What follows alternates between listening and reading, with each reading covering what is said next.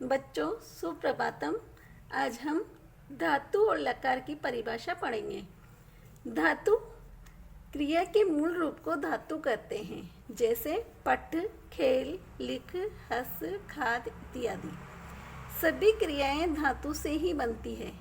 धातु में प्रत्यय जोड़ने पर वह क्रिया बन जाती है, जैसे पढ़ती, लिखती, खेलती, हंसती। अब लकार। संस्कृत में क्रिया के काल को लकार कहते हैं। भूत, वर्तमान और भविष्यत काल के अतिरिक्त संस्कृत में विभिन्न लकारों का आज्ञा देने के लिए, इच्छा व्यक्त करने के लिए या प्रार्थना आदि के लिए प्रयोग होता है। संस्कृत में कुल 10 लकार है। लट, लिट, लुट, लिट, लेट, लोट, लंग, लिंग, लुंग और रिंग। सभी शब्द लक से प्रारंभ होने के कारण ये लकार कहलाते हैं। पाठ्यक्रम के अनुसार हम यहाँ केवल 5 लकार ही पढ़ेंगे। पहला है लट लकार, जिसको हिंदी में वर्तमान काल कहते हैं। लिट लकार भविष्यत काल कहते हैं। लंग लकार को भूतकाल कहते हैं। लोट लकार को आज्ञार्थक काल और विधिलिंग चाहिए के योग में लट लकार। इसका अर्थ वर्तमान काल है, जिसमें कोई क्रिया चल रहे समय में होती है, जैसे रामा पढ़ती, राम पढ़ता है। स विद्यालयम गच्छति, वह विद्यालय जाता है। यहाँ राम पढ़ता है, पढ़ने की क्रिया चल रही है, और वह विद्यालय जाता है। यहाँ विद्यालय जाने की क्रिया चल रही है, यानी कि वर्तमान काल है। ऊपर लिखे पढ़ती अर्थात पढ़ता है, और दूसरे वाक्य में गच्छति, गच्छति का अर्थ जाता है।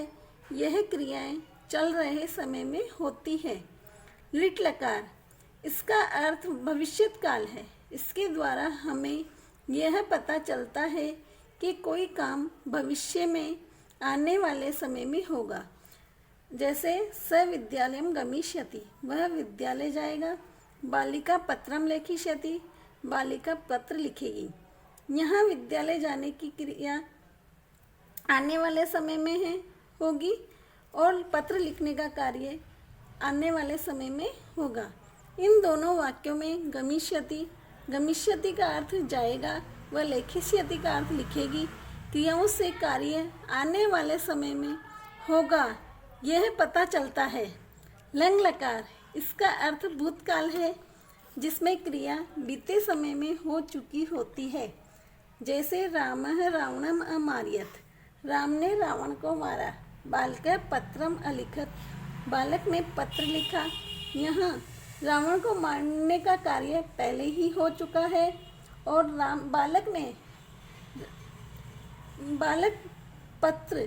बालक का पत्र लिखने का कार्य पहले ही पूरा हो चुका है। इन दोनों वाक्यों में अमारयत का अर्थ मारा और अलिखत का अर्थ लिखा, अर्थात यहाँ मारने और लिखने का काम पहले ही संपन्न हो चुका है। लोट लकार, आज्ञा देने या निमंत्रण अर्थ में लोट लकार का प्रयोग किया जाता है, जैसे स लिखतु, वह लिखें। त्वम पढ़, तुम पढ़ो। इन वाक्यों में लिखतु अर्थात लिखें व पठ का अर्थ पढ़ो क्रियाओं से आज्ञा देने का अर्थ प्रकट होता है। विधिलिंग चाहिए के अर्थ में बताने के लिए क्रिया में विधिलिंग लकार का प्रयोग होता है, जैसे राम पठेत, राम को पढ़ना चाहिए। यहाँ पठेत अर्थात पढ़ना चाहिए के अर्थ को प्रकट करता है। पठ धातु लट लकार वर्तमान काल। प्रथम पुरुष पढ़ती, पढ़ता, पठन्ति। मध्यम पुरुष पठसी, पढ़ता, पठत। उत्तम पुरुष पठामी, पठाव, पठाम। पठ धातु लिट लकार भविष्यत काल। प्रथम पुरुष पठिष्यति, पठिष्यत, पठिष्यन्ति। मध्यम पुरुष पठिष्यसि, पठिष्यत, पठिष्यत। उत्तम पुरुष पठिष्यामि, पठिष्याव, पठिष्याम। ये दोनों लकार आप पिछली कक्षा में पढ़ चुके हैं। अब पठ धातु लंग लकार भूतकाल। प्रथम पुरुष अपठत, अपठताम, अपठन। मध्यम पुरुष अपठ, अपठतम, अपठत। उत्तम पुरुष अपठम, अपठाव, अपठाम। पठ धातु लोट लकार आज्ञार्थक काल। प्रथम पुरुष पठतु पठताम पठन्तु। मध्यम पुरुष पठ पठतम पठत। उत्तम पुरुष पठानी पठाओ पठाम।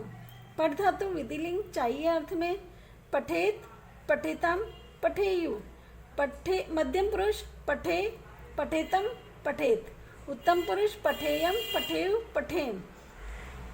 इसी तरह खेल धातु के रूप भी इसी तरह चलेंगे। जैसे लंग लकार में अखेलत अखेलताम अखेलन। अखेल अखेलतम अखेलत। अखेलम अखेलाओ अखेलाम। अब लोट लकार के धातु रूप खेल धातु से खेलतु खेलताम खेलंतु। खेल खेलतम खेलत।